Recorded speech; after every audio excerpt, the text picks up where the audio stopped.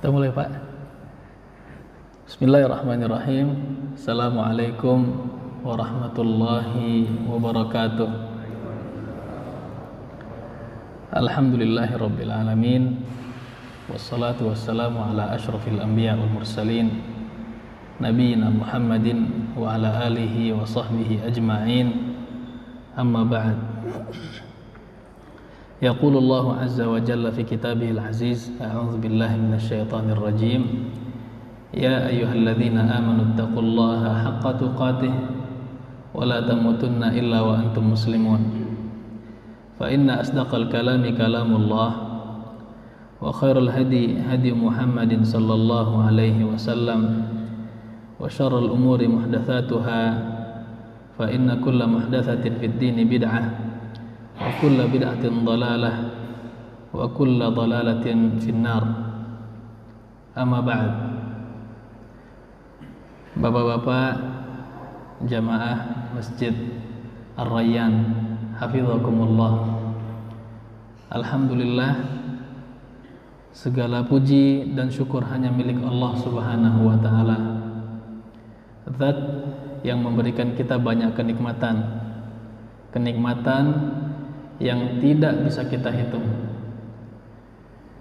Di antara nikmat yang terbesar adalah nikmat iman, nikmat Islam, nikmat kesehatan, nikmat waktu luang, sehingga dengan nikmat tersebut kita bisa berkumpul di masjid ini, kita bisa dapat mendirikan kewajiban kita sebagai hamba Allah, yaitu salat subuh berjamaah. Kemudian diberikan taufik oleh Allah untuk duduk sejenak membahas bersama-sama tentang ilmu agama hingga syuruk nanti biiznillah azza wajal.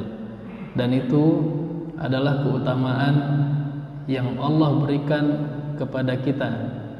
Maka hendaklah kita senantiasa tidak putus-putus untuk terus bersyukur kepada Allah Subhanahu wa taala. Kemudian salawat serta salam senantiasa tercurah bagi panutan kita, contoh dan suri tauladan kita, Nabi Muhammad sallallahu alaihi wasallam, sosok yang tanpa henti, tanpa letih mengorbankan jiwa, raga dan hartanya untuk menyebarkan agama Allah Subhanahu wa taala, di mana dengan semangat tersebut, dengan usaha tersebut, walaupun kita berada jauh dari tempat Nabi alaihi salatu wassalam dilahirkan, dari tempat Nabi alaihi salatu wassalam hidup, kita bisa merasakan nikmatnya iman dan Islam di hati kita. Semoga Allah menjadikan Nabi alaihi salatu wassalam adalah sosok yang paling kita cintai di antara umat manusia, sehingga sebagaimana Allah kumpulkan kita di dunia ini, Allah kumpulkan kita dengan Nabi Muhammad sallallahu alaihi wasallam sebagai sosok yang paling kita cintai. Karena Nabi kita alaihi salatu wasallam pernah bersabda, al-mar'u ma'a man ahab. Kita akan dikumpulkan oleh Allah Subhanahu wa taala bersama orang yang kita cintai. Dan orang yang paling kita cintai di muka bumi ini adalah baginda Nabi kita Muhammad sallallahu alaihi wasallam. Bapak-bapak, nggak tahu nih, ibu-ibu ada nggak? Nggak ada. Kalau saya nanti nggak bilang ibu-ibu, dibilang bela-belain bapak-bapak aja. Baik bapak-bapak rahimakumullah, sebelum kita membahas pembahasan kita pada kesempatan ini di tempat yang mulia ini, perkenankan saya, tentu mungkin bapak-bapak baru pertama kali melihat saya diminta oleh bapak-bapak dari DKM untuk memberikan atau ya menjadi orang yang memberikan pembahasan di masjid ini. Waktu itu dikarenakan meninggalnya abang saya rahimahullah, Yusuf Ahmad Zawawi, yang memang biasa memberikan ceramah di masjid ini.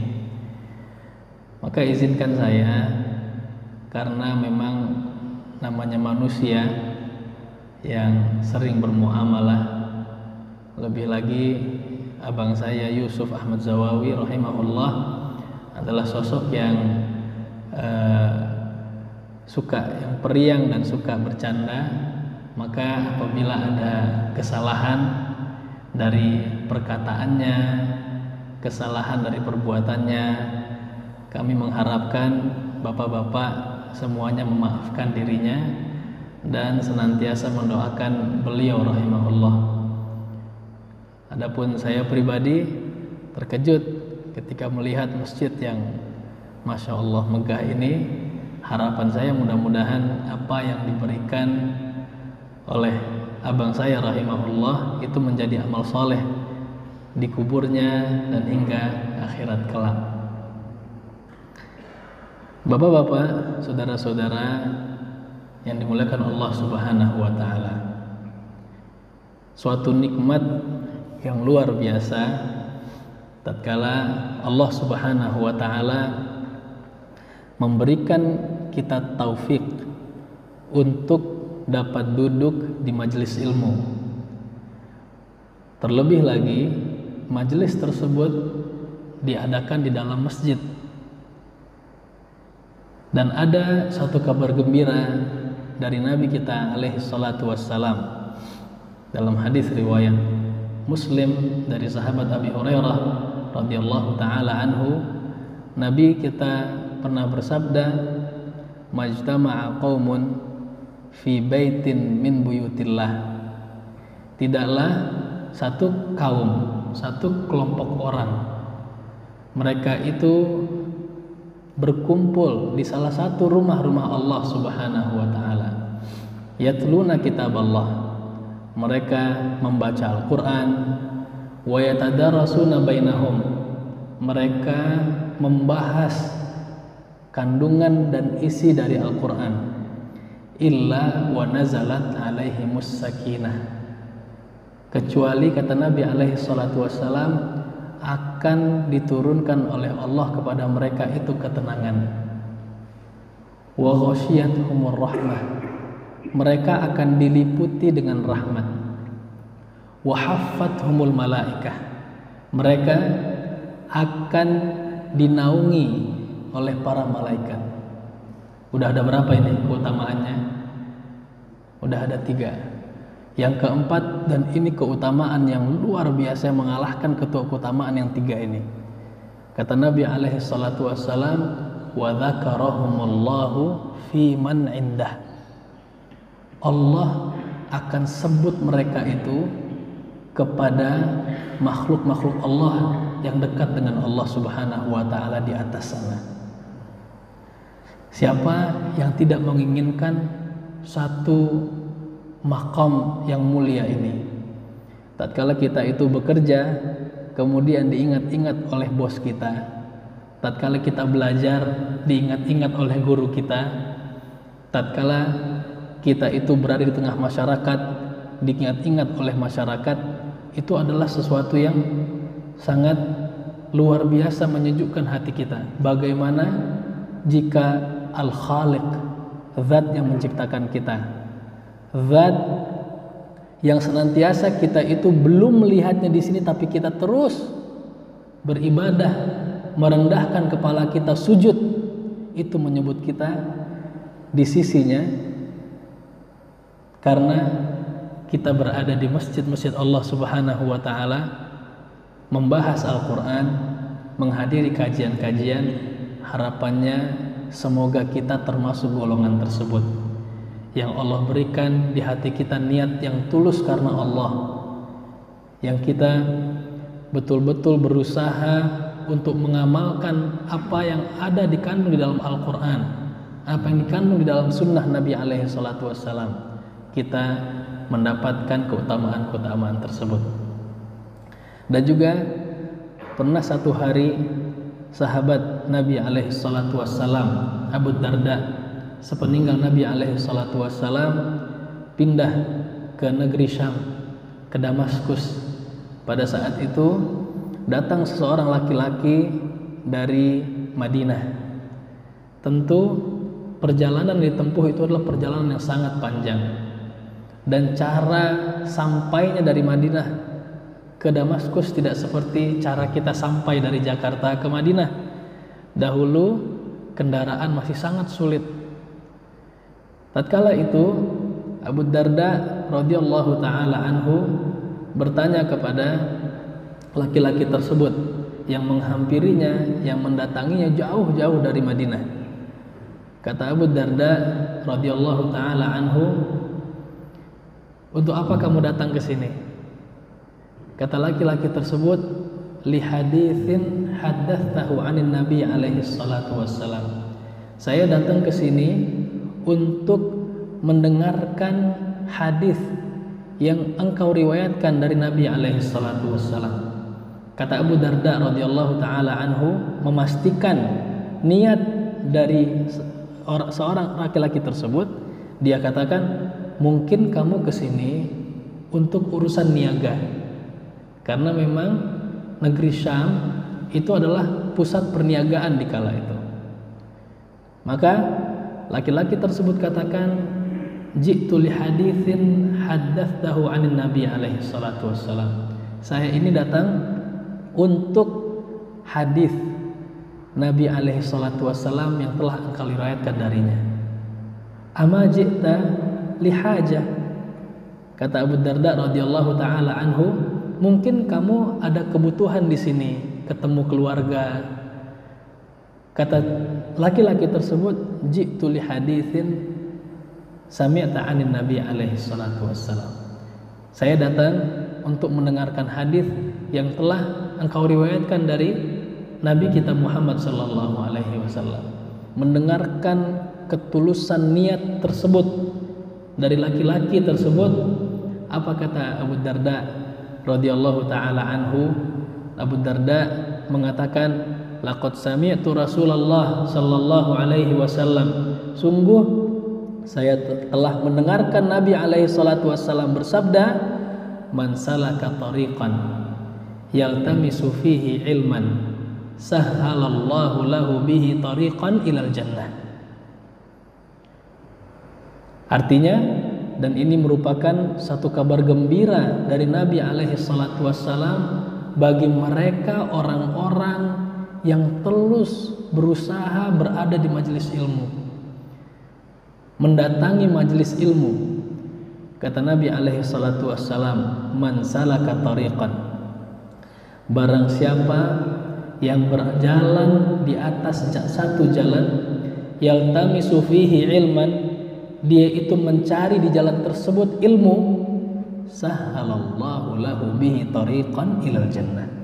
Allah akan mudahkan bagi orang tersebut jalan menuju surga. Semoga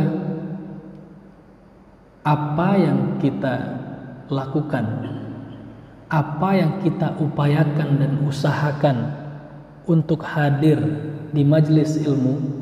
Kalau kita lihat di sini yang berambut semuanya hitam itu sedikit. Bapak ini kayaknya masih muda nih. Bapak nampaknya masih muda, rambutnya masih hitam.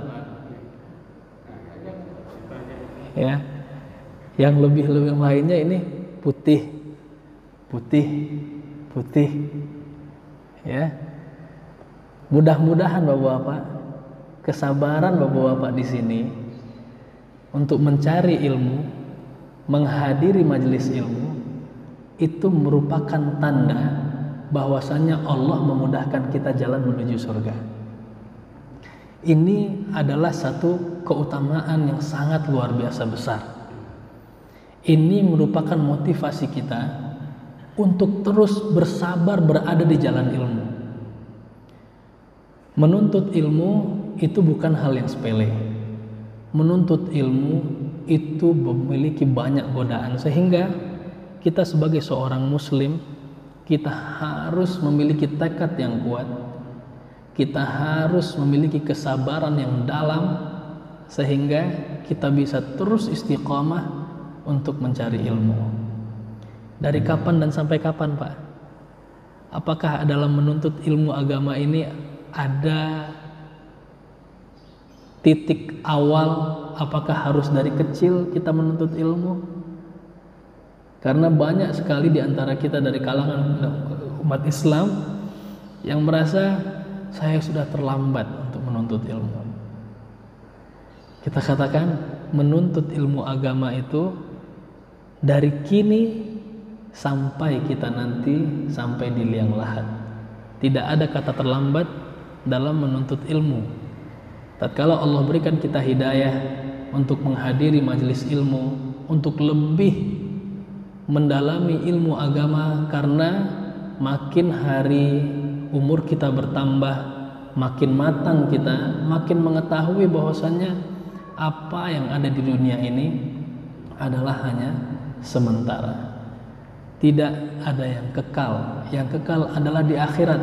Bagaimana kita meraih akhirat? Kita meraih akhirat dengan amal soleh, dan amal soleh itu tidaklah diraih kecuali dengan kita betul-betul mengkaji agama Allah Subhanahu wa Ta'ala, sehingga kita tahu bahwasannya syarat diterimanya amal atau bagaimana amalan itu menjadi amalan yang soleh adalah dengan cara yang ikhlas dan selalu senantiasa mengikuti sunnah Nabi alaihi salatu wassalam.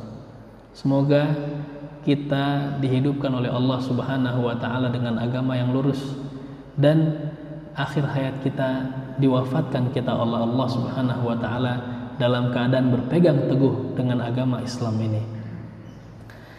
Ikhwatal iman, bapak-bapak, saudara-saudara, hafizakumullah. Materi kita pada kesempatan kali ini adalah tentang rizki sebagai sarana ibadah. Bapak-bapak sekalian yang mungkin sekarang sudah pensiun, ya, dahulu kita tatkala masih diberikan kekuatan oleh Allah Subhanahu wa Ta'ala, dan juga kita yang sekarang masih diberikan produktivitas oleh Allah Subhanahu wa Ta'ala, kita keluar dari rumah pagi-pagi, kita kembali ke rumah sore, bahkan ada yang malam hari. Apa yang kita cari tatkala kita itu pergi keluar? Apa tujuan kita menghabiskan waktu keluar kita di pagi hari, kemudian menembus resiko-resiko yang ada? Ada yang naik motor, ada yang naik kendaraan umum, ada yang naik mobil, berbeda-beda. Kemudian kita pulang sore bahkan malam hari. Apa yang kita cari? Apa yang kita harapkan? Yang kita harapkan adalah satu bagian dari rizki Allah yang diberikan yang sangat banyak kepada kita, yaitu harta benda, ya kan? Kita bekerja bagi karyawan mengharapkan di akhir bulan mendapatkan transferan ke rekening kita. Bagi pedagang, kita keluar di pagi hari, pulang sore atau malam hari untuk mengumpulkan pundi-pundi keuntungan material. Bagi pengusaha, dia mencari kemungkinan untuk investasi sehingga dia bisa mengumpulkan pundi-pundi keuntungan yang berupa materi. Itulah kehidupan kita. Itulah umur kita yang kita gunakan untuk mengumpulkan harta, di mana harta itu memang Allah Subhanahu wa Ta'ala jadikan dia sebab kita bisa mendirikan kehidupan ini karena harta. Kata Allah Subhanahu wa ta'ala dalam surat An-Nisa, wa atul yatama amwalahum allati ja'alallahu lakum qiyaman. Berikanlah kepada mereka anak-anak yatim harta-harta kalian yang Allah telah jadikan harta-harta tersebut sebab bagaimana kehidupan itu berdiri tegak. Namun yang sering disalahfahami oleh kita kaum muslimin, tatkala kehidupan kita itu kita jadikan, kita fokuskan hanya untuk mencari dan mengumpulkan harta benda tersebut, sehingga seringkali di antara kita terlena. Padahal Allah Subhanahu wa ta'ala tidaklah menjadikan dan menciptakan kita di muka bumi ini untuk mengumpulkan harta, bahkan bukan untuk mengumpulkan rizki. Allah Subhanahu wa ta'ala dalam surat Adz-Dzariyat, surat yang sering atau ayat yang sering kita baca, yang sudah kita hafal, Allah berfirman, wa ma khalaqtul jinna wal insa illa liya'budun. Insyaallah semua dari kita tahu makna dari ayat tersebut, di mana kata Allah, tidaklah aku ciptakan jin dan manusia kecuali hanya untuk apa? Hanya untuk beribadah kepada Allah Subhanahu wa ta'ala. Apa ayat selanjutnya? Ya. Kata Allah Subhanahu wa ta'ala, ma uridu minhum min rizq wa ma uridu an yut'imun. Aku tidak menginginkan dari mereka, dari jin dan manusia, rizki. Wala uridu an yut'imun, dan aku tidak menginginkan dari mereka agar mereka memberikan makan kepadaku, kata Allah. Di ayat selanjutnya Allah pastikan bagaimana Allah Subhanahu wa ta'ala di tengah-tengah kita. Kata Allah Subhanahu wa ta'ala, innallaha huwar razzaq dzul quwwatil matin. Sesungguhnya Allah Subhanahu wa ta'ala adalah Ar-Razzaq. Apa itu Ar-Razzaq, Pak? Ya? Maha memberi rizki. Masih keliru, Pak. Karena Ar-Razzaq, kalau maha memberi rizki itu adalah Ar-Raziq. Dan itu memang diantara salah satu dari nama-nama Allah Subhanahu wa ta'ala. Apa arti Ar-Razzaq? Ar-Razzaq itu dalam bahasa Arab datang dalam bentuk al-fa'al. Ada bentuk mubalaghah di situ. Di mana arti dari Ar-Razzaq adalah zat yang maha senantiasa memberikan rezeki. Yang maha senantiasa memberikan rizki, tidak putus Allah memberikan rizki kepada hamba-hambanya. Dan Allah tegaskan, innallaha war-razzaq dzul quwwatil matin. Allah itu maha senantiasa memberikan rizki yang kekuatannya, kekuasaannya itu dan kekuatannya itu adalah absolut.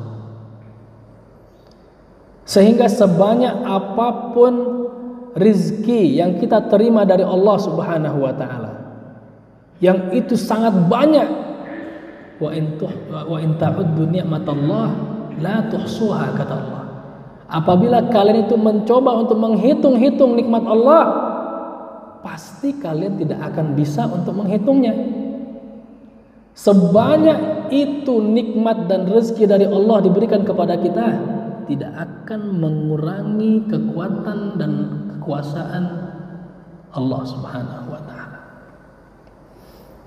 Sehingga kita memiliki Rabb, Tuhan, Zat yang terus memberikan kita rezeki.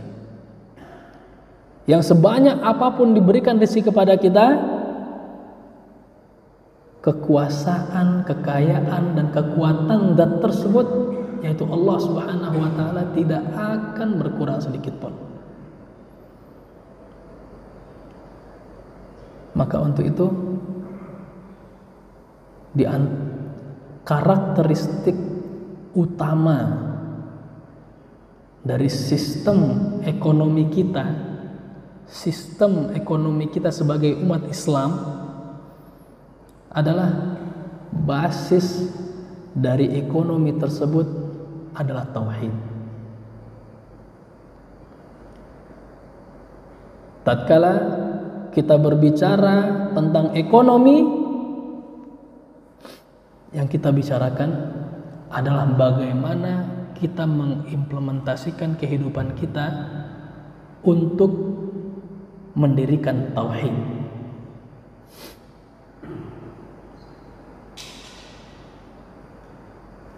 Kita berjualan, kita berusaha, kita bekerja. Semuanya ini bukan tujuan dalam hidup kita. Pekerjaan yang kita lakukan, usaha yang kita lakukan, itu merupakan satu amal kita dalam memenuhi kewajiban yang Allah Subhanahu wa taala wajibkan kepada kita. Yaitu apa? Bekerja. Kata Allah Subhanahu wa taala, "Wa qul i'malu." Katakanlah kepada mereka, wahai Muhammad, bekerjalah. Dan Nabi alaihi salatu wassalam pernah bersabda kepada Hakim ibn Hizam, sahabat Nabi alaihi salatu wassalam. Kata Nabi alaihi salatu wassalam, "Al-yadul ulya khairun minal yadis sufla." Tangan di atas lebih baik daripada tangan di bawah. Maksudnya apa? Tangan yang memberikan lebih baik daripada tangan yang menerima. Bagaimana seseorang bisa memberikan? Dia harus memiliki, ya kan? Bagaimana dia akan memberikan apabila dia tidak memiliki? Dan bagaimana kita lihat Allah Subhanahu wa taala mengajarkan nabi-nabinya untuk memiliki profesi-profesi sehingga bisa mereka itu makan dari jerih payah mereka sendiri. Nabi Daud adalah seorang apa? Pandai besi. Dia hidup, dia makan dari hasil jerih payah dia sendiri. Nabi Nuh alaihi salam, apa profesinya? Tukang kayu. Dia hidup dengan jerih payah dia sendiri. Nabi kita Muhammad alaihi salatu wassalam, dari masa kecilnya dia sudah terbiasa dengan bekerja. Kata Nabi alaihi salatu wassalam, tidaklah Allah mengutus satu nabi kecuali dia itu adalah seorang ra'il ghanam, seorang yang bukan menternak, apa ra'il ghanam namanya? Menggembala, yang menggembala kambing. Wala anta ya Rasulullah, kata para sahabat, kamu juga demikian, engkau juga demikian wahai Rasulullah. Kata Nabi alaihi salatu wassalam, ya, dahulu saya itu mengembalakan kambing bagi orang-orang Mekah untuk mendapatkan uang. Dan Nabi alaihi salatu wassalam adalah pengusaha dan saudagar internasional. yang dia sudah melakukan international trade kalau bahasa kita sekarang, melakukan perniagaan bukan hanya di Mekah tapi juga di luar negeri Mekah. Sehingga kalau kita mengetahui bahwasannya kita keluar beramal, kita keluar bekerja, kita keluar berusaha dari rumah kita itu karena kewajiban dari Allah Subhanahu wa taala, maka ketahuilah berapapun hasil yang kita dapatkan, kita telah mendapatkan pahala dari Allah Subhanahu wa taala. Mustahil, Bapak-bapak sekalian, kekayaan kita umat manusia ini rata, mustahil. Allah Subhanahu wa taala telah menentukan berapa harta yang kita dapatkan selama hidup kita. Allah telah menentukan bagi kita berapa banyak rezeki kita yang akan kita raih.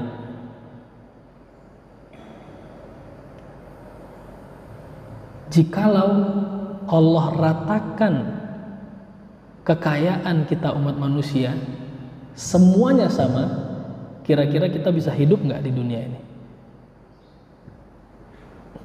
Bisa hidup nggak, Pak?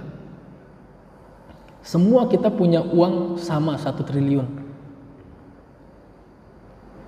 Siapa yang akan bekerja? Siapa yang akan menjadi pemilik usaha? Siapa yang akan berpikir, belajar dan mengajari ilmu?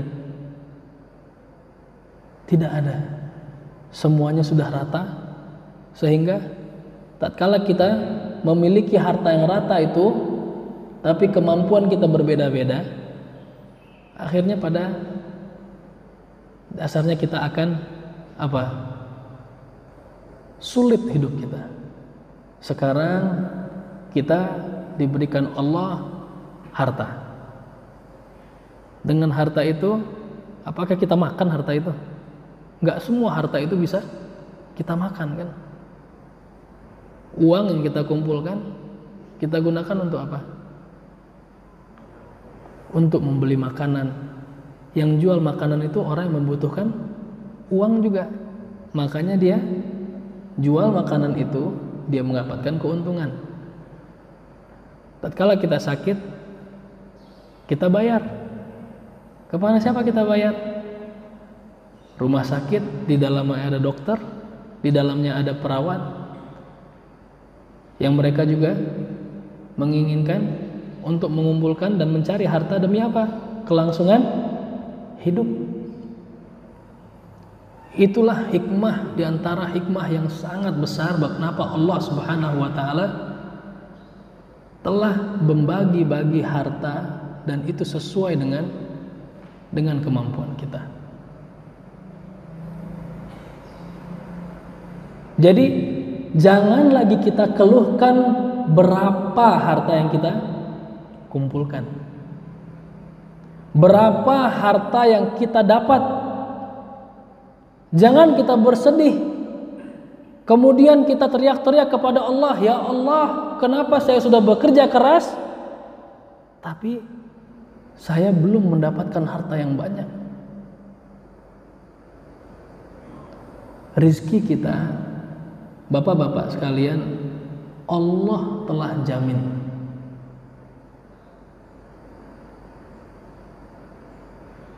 Allah yang mengkafil dan mengurus urusan rezeki kita. Kata Allah Subhanahu wa taala, "Wa ma min dabbatin fil ardi illa 'ala Allahi rizquha." Tidaklah makhluk yang melata yang berjalan di muka bumi ini kecuali Allah Subhanahu wa taala telah menjamin rezekinya. Wa ya'lamu mustaqarraha wa mustauda'aha. Allah mengetahui mereka itu di mana tempatnya dan di mana tempat mereka meletakkan rezeki-rezeki mereka.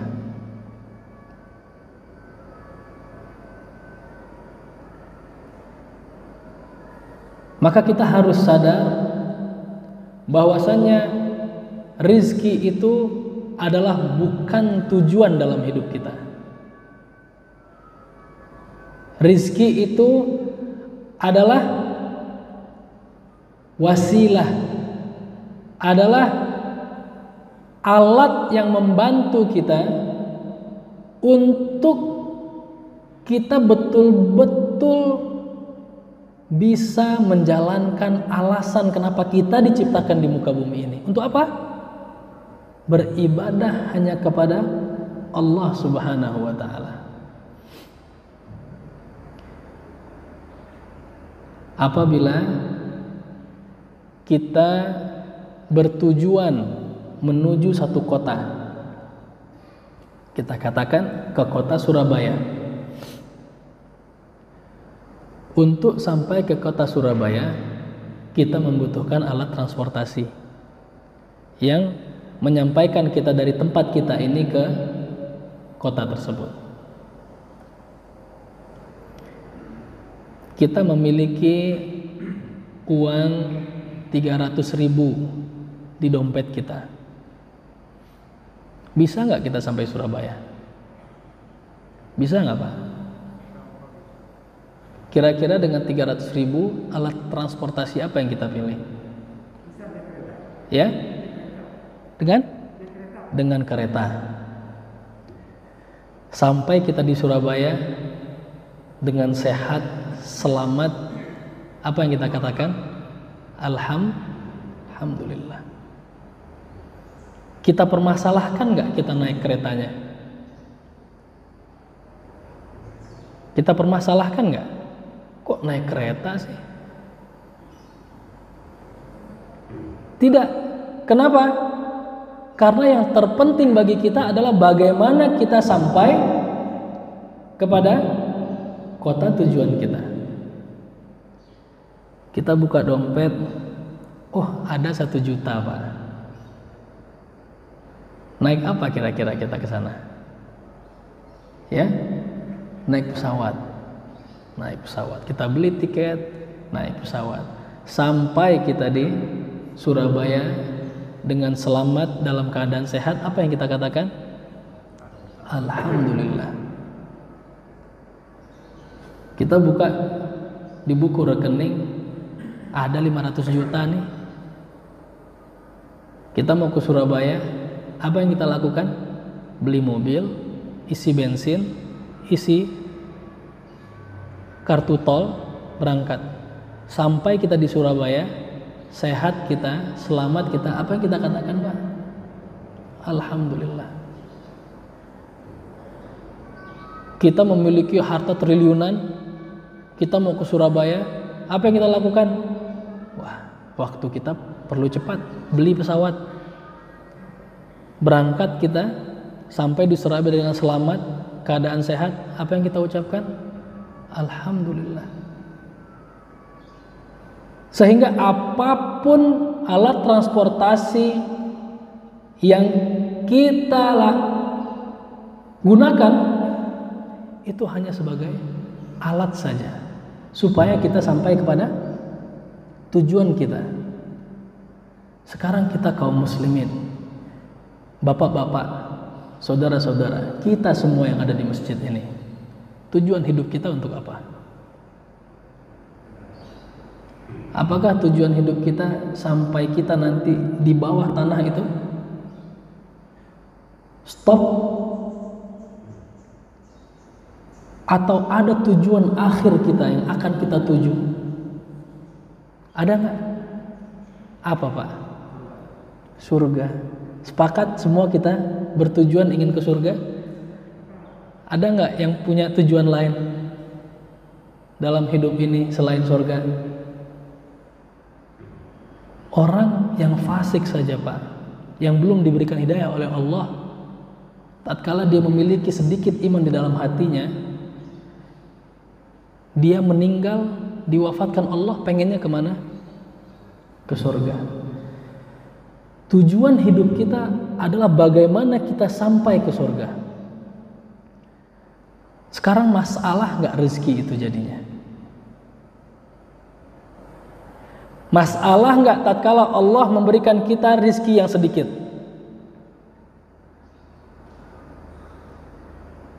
Masalah nggak jikalau Allah itu membeda-bedakan rezeki antara satu hambanya dengan yang lainnya? Bermasalah nggak? Tidak masalah. Berapapun rezeki yang kita terima berbeda dari satu dengan yang lainnya, kita bisa mengoptimalkan penggunaan rezeki tersebut untuk meraih surga Allah Subhanahu wa Ta'ala. Kita ketahui bahwasanya Allah itu Maha Adil, nggak mungkin Allah itu menzalimi kita. Wa ma yadhlimu rabbuka ahada, kata Allah Subhanahu wa Ta'ala. Allah pasti tidak akan menzalimi kita. Kenyataannya kita lihat bagaimana di kehidupan Nabi alaihi salatu wassalam, ada orang kaya, ada orang miskin, ada sahabat yang kaya, ada sahabat yang miskin. Bahkan Nabi kita alaihi salatu wassalam mencontohkan kita bagaimana dia hidup dalam kemiskinan. Nabi itu miskin apa kaya, Pak? Hah? Nabi ini ikhtalafal ulama. Di sini sekarang para ulama berbeda pendapat. Ada yang bilang miskin, ada yang bilang kaya. Nabi kita alaihi salatu wassalam memiliki hak harta dari fai. 1/5 dari harta Baitul Mal itu punya siapa? Haknya Nabi alaihi salatu wassalam. Tapi Nabi alaihi salatu wassalam meninggal dunia, dipanggil oleh Allah Subhanahu wa Ta'ala, meninggalkan harta tidak untuk keluarganya. Nabi alaihi salatu wassalam meninggal tidak meninggalkan harta. Bahkan baju perangnya tergadai. Karena apa? Karena bahan makanan yang dia beli untuk hidupnya. Orang yang kaya yang memilih hidup dalam kemiskinan. Itulah doa Nabi alaihi salatu wassalam. Ya Allah, hidupkanlah aku dalam keadaan miskin. Siapa Nabi alaihi salatu wassalam? Manusia terbaik, makhluk Allah yang paling terbaik, memilih untuk hidup dalam kemiskinan. Itu adalah sinyal bahwasannya harta benda yang di dunia ini itu bukanlah tujuan hidup kita. Tapi bagaimana kita mengoptimalkan penggunaan harta benda, rizki yang Allah berikan kepada kita, untuk kita betul-betul melakukan untuk apa kita diciptakan, yaitu beribadah kepada Allah Subhanahu wa Ta'ala. Bapak-bapak, saudara-saudara sekalian, rizki kita itu sudah ditentukan oleh Allah Subhanahu wa Ta'ala. Sehingga dengan cara yang halal ataupun yang haram, segitulah rezeki kita.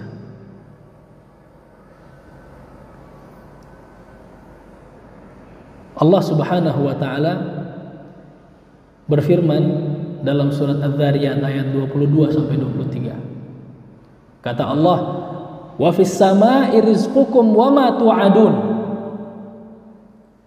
Allah telah tetapkan rezeki kalian itu di langit, dan di langit terdapat apa yang dijanjikan bagi kalian. Fa wa rabbis samaa'i wal ard innahu lahaq mithla ma annakum tantiqun. Demi zat yang memiliki langit dan bumi, sesungguhnya hal tersebut adalah pasti, hak. Mithla ma annakum tantiqun, sebagaimana kalian itu, kita semua ini berbicara. Al-Imam Al-Qurtubi tatkala menafsirkan ayat ini, menceritakan tentang kisah Al-Asma'i, salah seorang ulama bahasa di zaman dulu. Kata Al-Asma'i, satu ketika dia keluar dari masjid setelah mendengarkan kajian. Kemudian di jalan dia bertemu seorang Arabi, seorang Arab Badui. Arabi, seorang Arab Badui itu dikenal dengan pemahaman mereka terhadap bahasa Arab, karena mereka memiliki lisan yang fasih. Dan Al-Asma'i ini sangat dikenal namanya. Tatkala dia bertemu dengan seorang Arabi, dengan seorang Arab Badui, dia itu ditanya, "Wahai laki-laki," kata seorang Arab Badui tadi, "kamu dari mana?" Kata Al-Asma'i, "Saya dari daerah Asma'." "Apakah kamu ini Asma'i?" Dia bilang, "Iya." "Kamu barusan dari mana?" "Dari masjid." "Ngapain dari masjid?" Dia katakan, "Saya mendengarkan firman Allah Subhanahu wa ta'ala." Kata Al-Arabi tadi, apakah Allah Subhanahu wa ta'ala memiliki firman yang diturunkan kepada kita? Jadi dia tidak tahu bahwasanya ada Al-Quran. Kata Al-Asma'i, "Ya, coba bacakan. Saya ingin mendengar firman Allah," kata Arabi tadi. Dibacalah oleh Al-Asma'i surat Adz-Dzariyat sampai pada ayat ke-22, "Wa fis sama'i rizqukum wa ma tu'adun," bahwasanya Allah Subhanahu wa ta'ala telah menentukan di langit itu rizki-rizki kalian, dan terdapat pula di langit itu apa yang dijanjikan kepada kita. Al-A'rabi tadi, yang kebiasaan mereka adalah menunggangi kendaraan, ya, onta, dan membawa pedang, langsung menyembelih onta tersebut. Dia nahar. Kemudian dia minta kepada Al-Asma'i untuk membantu dia membagi-bagi daging unta tersebut. Kemudian pedangnya itu dia masukkan ke dalam, dia benamkan ke dalam pasir, ke dalam tanah. Dan dia pergi meninggalkan Al-Asma'i sambil melantunkan ayat, "Wa fis sama'i rizqukum wa ma tu'adun." Dengan keyakinan di dalam hati dia dan betul-betul paham dengan apa yang Allah sampaikan di ayat tersebut, dia sembelih ontanya. Dia tinggalkan itu onta dan pedangnya. Kemudian waktu berselang, di waktu haji bertemu lagi Al-A'rabi tadi dengan Al-Asma'i. Dia senang. Dia katakan, "Wahai Al-Asma'i, saya telah mendapatkan apa yang dijanjikan oleh Tuhan saya." Yaitu apa? Rezeki itu telah ditanggung. Coba bacakan lagi ayat yang lain. Al-Asma'i melanjutkan ayat tersebut. "Fa wa rabbis sama'i wal ard innahu lahaq mithla ma annakum tantiqun." Demi zat yang memiliki langit dan bumi, yaitu demi Allah. Kata Allah, demi Allah, sesungguhnya hal tersebut adalah hak, pasti. Di sini A'rabi tadi kaget, terkejut, dan marah. Apa yang bisa sampai-sampai membuat Allah itu murka? Sampai-sampai dia itu harus bersumpah untuk meyakinkan kita bahwasanya rizki itu telah ditanggung. Bagaimana dia memahami betul konteks yang ada dalam ayat tersebut. Allah sampai-sampai meyakinkan kita untuk meyakinkan kita bahwasanya rizki kita telah diatur itu, telah ditentukan oleh Allah itu, dengan dia itu bersumpah atas namanya. Kita manusia untuk mencari sebagian dari rizki saja, yaitu harta, kita seringkali meninggalkan kewajiban kita, mengorbankan agama kita, bermudah-mudah kita dalam mencari rizki, tidak mencari yang halal terus. Bahkan ada dari kita yang mengatakan sulit kalau zaman sekarang kita murni halal, katanya. La ilaha illallah. Padahal Nabi alaihi salatu wassalam pernah bersabda dalam hadis yang sahih, "Lau anna ibna Adam haraba min rizqihi kama yahrubu minal maut." Jikalau anak Adam itu dia lari dari rizkinya. Lari dari rizkinya, Pak. Maksudnya apa? Dia tahu rizki di sana nggak mau. Dia tahu di sana nggak mau. Sebagaimana dia itu lari dari kematian. Kalau kita tahu di sana ada kematian, mau nggak kita hampiri, Pak? Nggak mau kan? Makanya di jalanan ada rambu-rambu lalu lintas. Untuk apa? Menghindari kita dari kematian kan? Kenapa ada rumah sakit? Kita sakit, takut mati ke rumah sakit kita. Kata Nabi SAW, kalau kita ini lari dari rezeki kita sebagaimana kita lari dari kematian, la atahu rizquhu kama ya'tihil maut. Rizkinya itu pasti akan datang kepada dia sebagaimana kematian itu pasti datang kepada dia. Kalau kita sudah mengerti, memahami, meyakini bahwasannya rizki itu telah ditentukan oleh Allah, pasti pusing nggak kita, Pak? Kita gunakan nggak kebanyakan waktu kita untuk itu, Pak? Mana yang pasti? Kita mendapatkan rizki atau kita pasti masuk surga?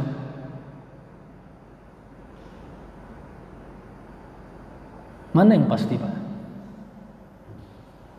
Bisa nggak kita memastikan bahwasanya pasti kita masuk surga, Pak? Tidak. Kita tidak tahu kemana akhir perjalanan kita ini. Apakah ke surga atau ke neraka? Karena yang tahu itu hanya siapa? Allah Subhanahu wa ta'ala.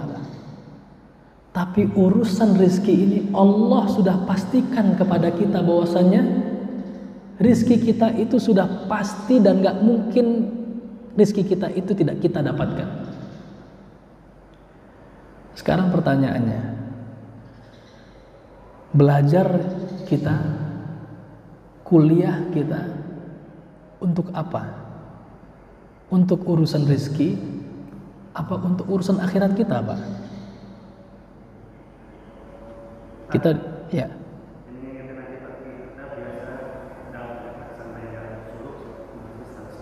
Oke, baik. Makasih. Udah jam berapa nih? Jam 6.12, Masya Allah. Ya udah, berarti insya Allah sebentar lagi kita ini. Ya, mohon maaf, terlalu semangat, Pak. Jadi ini pembahasan kita yang terakhir. Kuliah kita, pendidikan yang kita lalui, itu untuk urusan dunia kita, apa untuk urusan akhirat kita, Pak? Di sini kita profesinya berbeda-beda kan? Mungkin ada yang dokter, ada yang pilot, ada yang guru. Kita dalami ilmu itu untuk apa? Untuk urusan dunia, untuk urusan rizki. Padahal itu telah pasti.